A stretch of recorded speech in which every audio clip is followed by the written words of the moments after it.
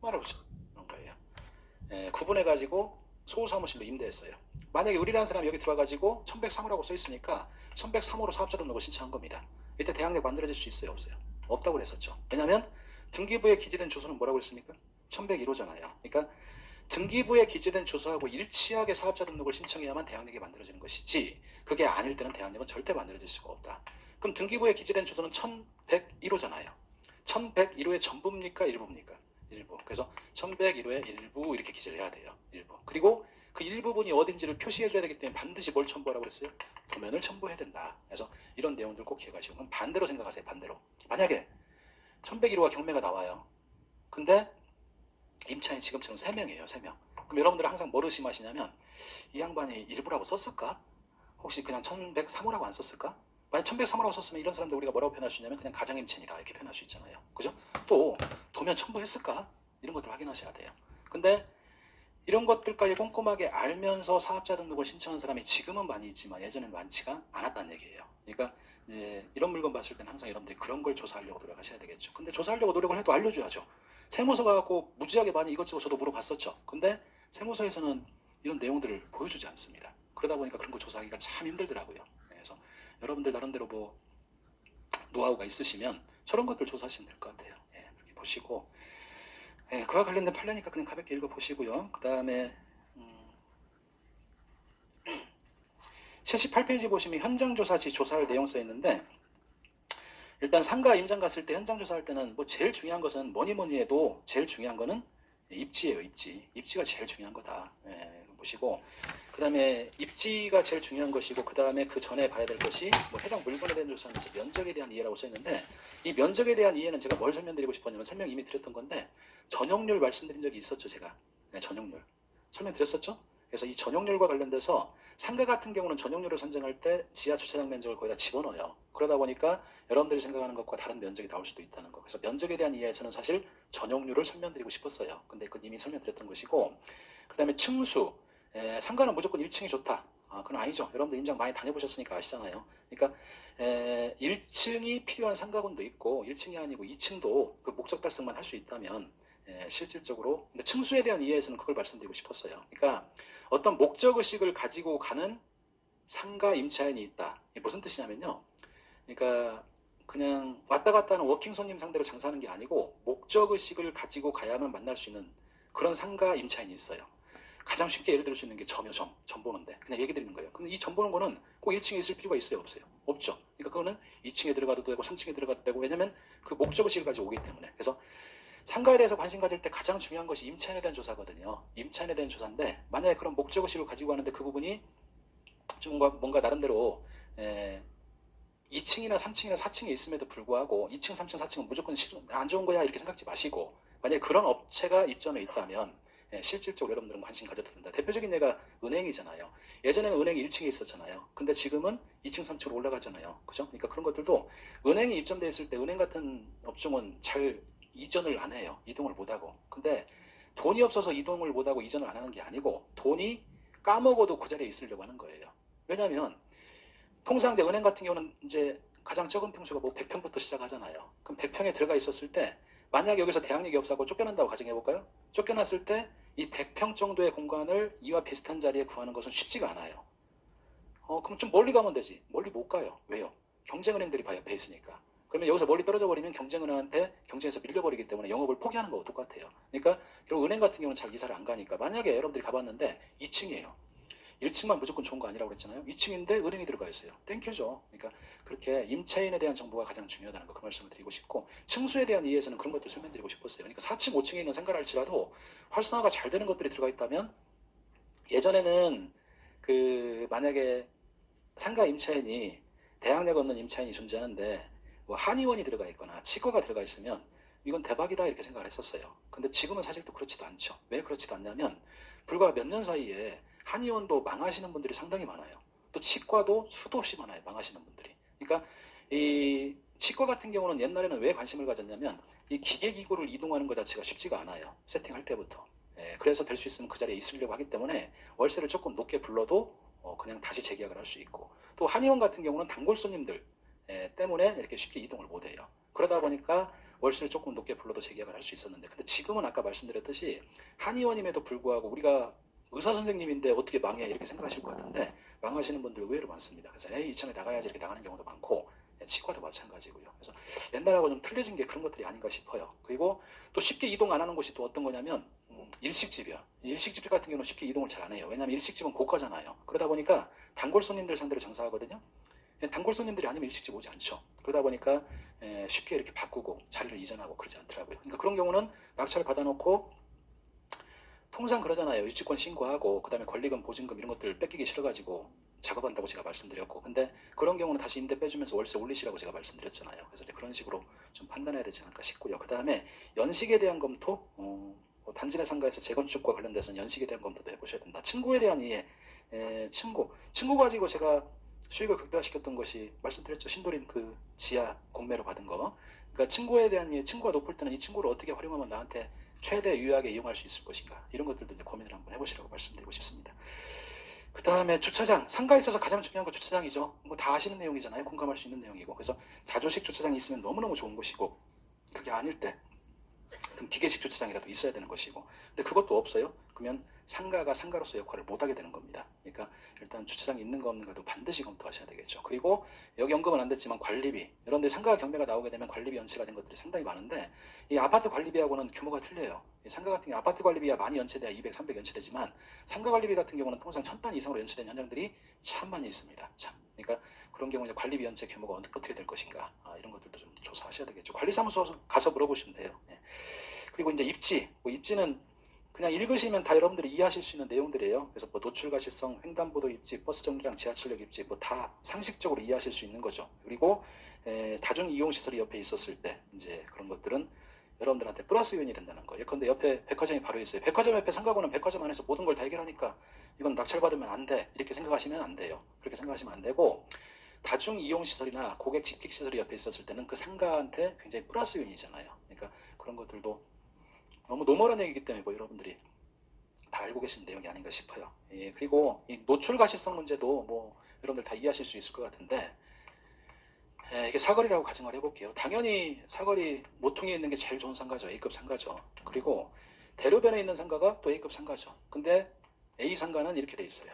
B 상가는 이렇게, 이걸 우리가 뭐 B라고 하고 이걸 C라고 해볼게요. 어떤 게 여러분들한테 플러스 요인을 줘야 될까요? 당연히 C죠. 노출 가능성이 높잖아요. 그래서 이런 것들 기억하셔야 되고, 그 다음에 여기에 이제 아파트 단지가 있다고 가정해볼까요? 아파트 정문이 이쪽에 있고, 그리고 이쪽에도 대로변 상가고 이쪽에도 대로변 상가죠. 이걸 1번이라고 하고 2번이라고 하고, 여러분들은 둘 다 똑같이 경매가 나왔대요. 그럼 1번 관심 가지시겠어요? 2번 관심 가지시겠어요? 2번이죠. 왜냐하면 이걸 퇴근길 상권이라고 하나요? 그러니까 거의 대부분 상가 소비행위가 이루어지는 시점이 오전보다는 오후라는 거예요. 그러니까 소비행위가 이루어지는 시점은 오전보다 오후고 퇴근하면서 뭔가를 사간다는 거예요. 그러다 보니까 차 타고 갈 때 이쪽으로 가잖아요. 과거에 상가 전문가 과정 들었을 때 이런 것들 말씀하시더라고요. 강의 들을 때. 근데 처음에는 강의 들으면서 설마 이렇게 생각했었거든요. 근데 제가 옛날에는 미친듯이 임장 다녔다고 말씀드렸잖아요. 임장 다니면서 보면은 사실 권리금이 틀려요. 권리금이. 이쪽하고 이쪽하고. 그러니까 이게 틀린 얘기는 아닌 거구나. 현장 가서 그런 것들 확인한 적이 있었고요. 그리고 상권이 이렇게 분리된 거 있지 않습니까? 이 분리된 상권들은 좀 조심하셔야 됩니다. 왜냐하면 둘 중에 하나는 죽을 수밖에 없어요. 예를 들어서 어디를 예를 한번 들어볼까요? 신사리, 신림사거리, 수유리. 신사리도 마찬가지고 수유리도 마찬가지네. 수유리도 그게 지금 강북경찰서인가 북부경찰서인가 모르겠네. 경찰서 하나 있잖아요. 수유역에 있고. 그리고 이쪽 상권이 있고 이쪽 상권이 있는데, 여기는 애기들이 노는 상권이에요. 그리고 여기는 이제 모텔 있고 조금 나이 드신 분들이 막걸리 한잔 먹는 거. 근데 여기는 다 죽어버리잖아요 지금요. 그러니까 상권 자체가 분리가 돼 있으면 여기도 상권이 있으니까, 근데 그 옆에 큰 상권이 있으면요 흡수가 되거나 아예 죽어버리거든요. 그래서 그런 것들은 현장 가서 보시면 제 말이 뭔 말인지 아실 거예요. 현장 가서 보시면. 그래서 이왕이면, 그리고 상권이 확장될 때 끝터머리에 있는 상권들, 이런 것들은 피해야 되는 거고, 피해야 되는 것이고, 또 막다른 골목길 상권 같은 거, 이런 것들도 피해야 되고, 또 비탈길 상권, 이것도 피해야 되고, 이게 도로가 이렇게 쭉 경사가 져가지고 올라가는데 가게들이 쭉 있을 때, 여러분들 한번 상상을 해보세요. 여러분들 주위에서 그런 상가들 잘 되는지 안 되는지. 거의 대부분 안 되거든요. 그러니까 상가 전문가 과정 들었을 때 그분들께서 그런 것들 쭉 리스팅을 했었고, 근데 그 이후에 임장을 다니면서 보니까 말이 다 맞는 얘기더라고요. 그래서 거기다 그런 것들 메모하시라고 이렇게 이제 해놓은 겁니다. 한번 읽어보시면 될 것 같습니다.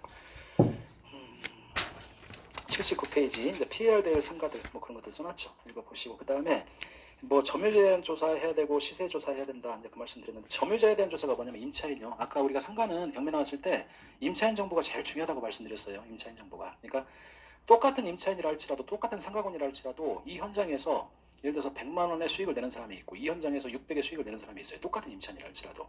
그럼 후자라면은 그만큼 수익을 내니까 실질적으로 내가 임대료 연체될 일도 없고 그 사람한테 재임대했을 때 임대료 올려도 괜찮은 것이고, 그래서 임차인 상가 같은 경우는 만나서 대화해보는 것이 사실은 또 중요하다는 거, 그 말씀을 드리고 싶습니다.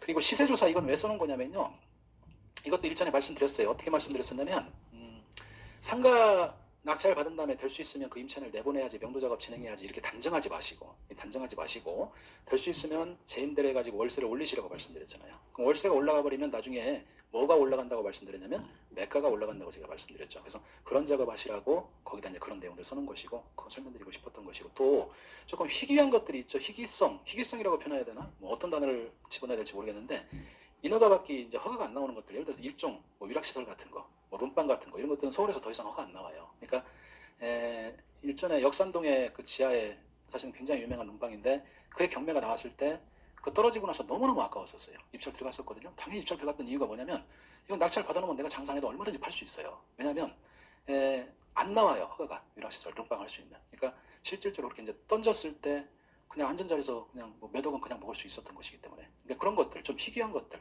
더 이상 인허가가 안 나오는 것들, 그런 것들은 관심 갖고 받으셔도 되고, 상가가 아니고 인허가 안 나오는 것들이 돈 된다고 제가 말씀드렸잖아요. 대표적인 예가 뭐가 있냐면 여러분들 축사.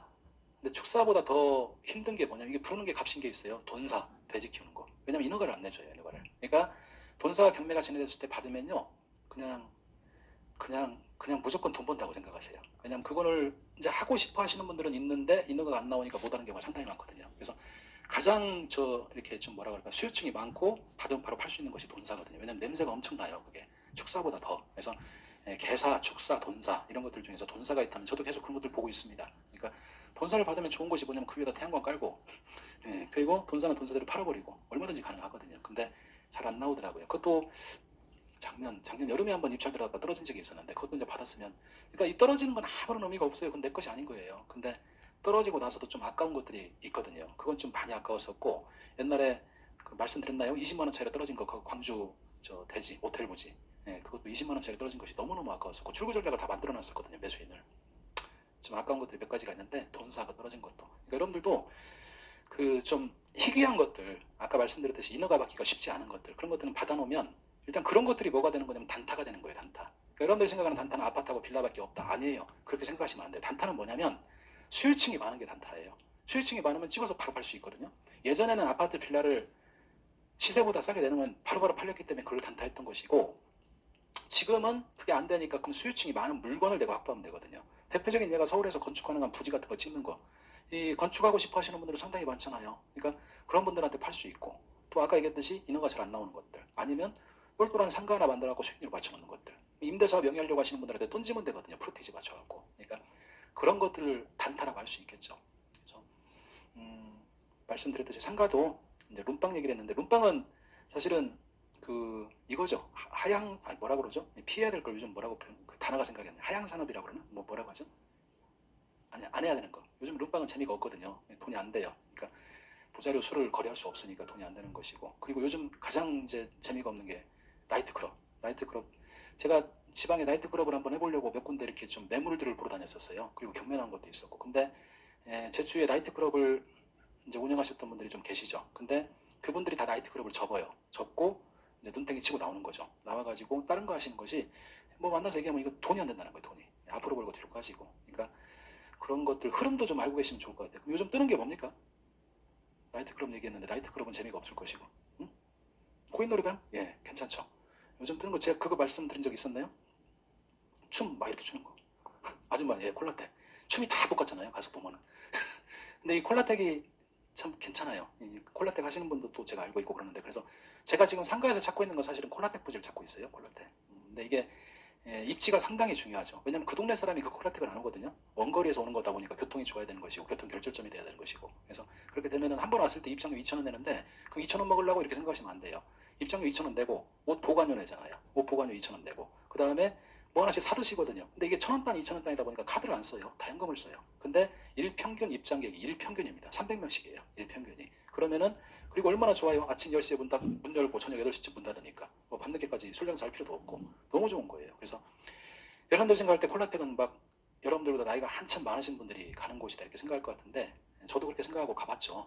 제가 간 이유는 춤추러 간 게 아니고 이제 임장 조사를 갔었죠. 영등포 아자빌딩 한번 가보세요. 거기 콜라텍이 얼마나 잘 되는가. 그 아자빌딩을 대림에서 지어가지고 공사대금 채권을 지금 못 받아가지고 채권 행사하고 있는데 그 채권 작업을 하려고 하는데 어찌됐건 그 채권을 지금 안 팔아요. 안 파니까 못 사는 거예요. 근데 그걸 사오기만 하면은 그 빌딩 잡아가지고 던질 때는 많아요. 신세계에다 팔 수도 있고 신세계뿐만 있습니까? 지금 팔 수 있는 업체는 많이 있어요. 그 앞에가 신세계가 있으니까. 근데 그것 때문에 사실은 이제 콜라텍에 대해서 알게 됐고 가서 보니까 이 객단가가 한 명 오시면 그냥 무조건 10,000원이더라고요. 그럼 300명이면 300만 원씩 현금이 들어오는 거예요. 현금이. 그러니까 상당히 괜찮은 거죠. 콜라텍 좀 알아보고 있고 그러는데 그건 제 입장에서 바라보는 것이고 뭐 여러분들도 여러분들만의 또 주관적인 시각이 있으시겠죠.